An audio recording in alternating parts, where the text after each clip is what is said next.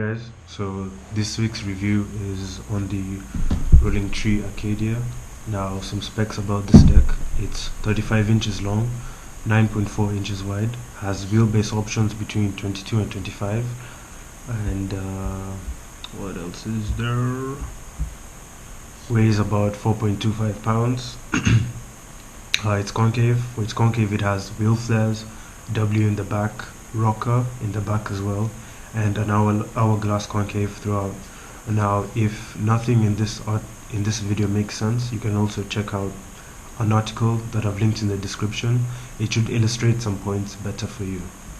Right, so how do I have this set up? For downhill, I have it set up on 140mm Savants with various race wheels. For freeride, I have it set up with 165mm trucks with various freeride wheels.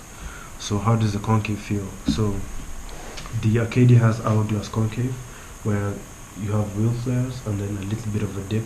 Then this part sits higher than the dip, and then again a dip here, and this part sits higher. This gives you various pockets and bits to push against when you're leaning and turning. It has, in the rear, we have two types of concave. It has rocker and it has W. Now, let me talk about the W first. The W is aggressive, but it doesn't get in the way of your skating. It's also very non-intrusive, so you could literally put your leg flat against the deck this way and it wouldn't affect you at all. Some other decks, the W is very prominent and uncomfortable. So, yeah. So if you do use the W, it will be actually useful because it is aggressive. But if you don't use the W, you can just ignore it altogether. Now at the back, you have some wheel flares as well, over where the wheel wells are sanded, and a bit of rocker as well.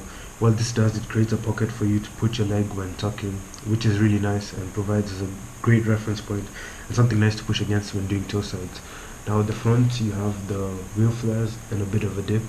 So these are really nice to push against when you're turning right, and this is really nice to put your heel in when turning left or either direction if you're regular or goofy.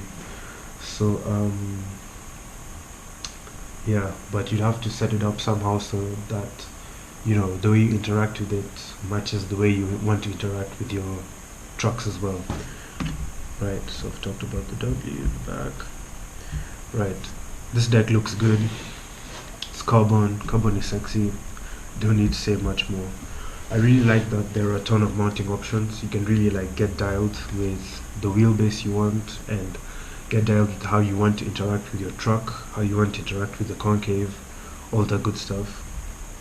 And I like that there's a consistent width between here and here, because I like to have this space to be consistently wide so that I have consistent interaction with my truck.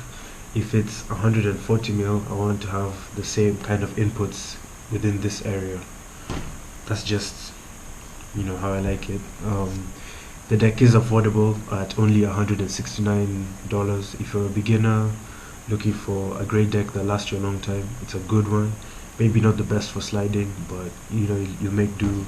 If you're an intermediate looking for something you can do freeride and downhill on, or if you're someone experienced looking for something to match 140mm trucks with, or 130mm trucks and downhill wheels with, this is a good choice. Right, okay, so what's no good about the Acedia?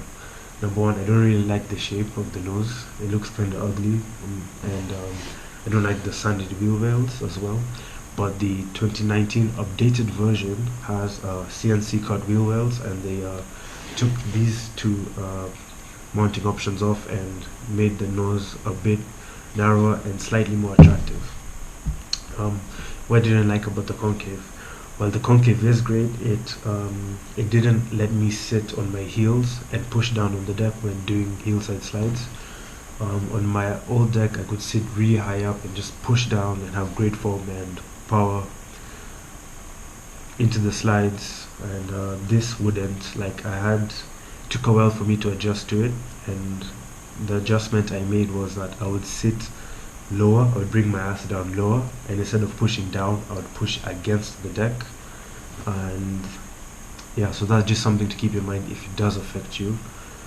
but yeah, I had to change my riding style a little bit. Again, the pictures in the article, if you want to see these points further illustrated, right? So another thing I didn't like, the rear concave forces your foot into position. So if you're tucking, your foot naturally wants to lie here, but if you have a smaller tuck and you want your front foot to be further up, you're kind of forced to widen your tuck, which is kind of annoying. But I have adjusted to that, and I can tuck kind of wherever I want now, because I do have a small tuck, and that affects me. But it can be a problem for some riders, and but otherwise, if you can adjust to how this feels, then it's not really an issue. And it takes a while to really figure out what you like with all the mounting options. It takes, like, you play around with it a lot. You move it one way, you move it the other, you move your truck further up this way, and or your foot stop this way and that, and then you find one position where toe sides feel great but heel sides feel kind of shit, and you just kind of have to play with it to see how you want to interact with the concave and your front truck. But overall, it is worth it in the end, because you get something that you really enjoy riding. Last thing, second last thing, you get a bit of torsional flex. Like if you put one leg here and put another this way and twist it in different directions, it does flex a little. It doesn't flex that much, but it flexes like a little, only if you twist it that way. Otherwise, you'd never tell. Anyway, and because of the carbon ply, it's a bit stiffer, so you get more feedback from the road. For everyday riding, that's just like you feel pebbles more, gravel a bit more, but it doesn't affect you that much. You might feel the road a bit more when you're going fast, but it doesn't change that much. But I thought I should mention it still. So yeah, what do you guys think? Thanks for watching this review. Sorry about there being no clips. We were meant to get some, but we got rained out at the session. So yeah, if you like this review, give it a like, whatever. If alternatively, you can support me through Patreon. And speaking of that, I am welcoming a new patron, Kasaja. Thanks for coming on board and giving me money to keep on doing this stuff. Really appreciate it. So thanks to my other patrons, Jed, Mogi, and Superbad Juju. And yeah, if you guys want me to do more stuff like this, you know what to do. And yeah, thank you for watching.